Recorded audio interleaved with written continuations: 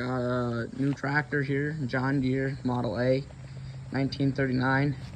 Need to put a new radiator in it though. It's leaking. It's leaking up in there.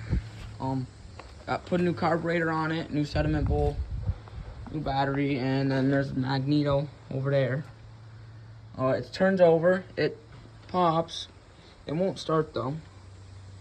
If you have any suggestions why it won't start, then please tell me.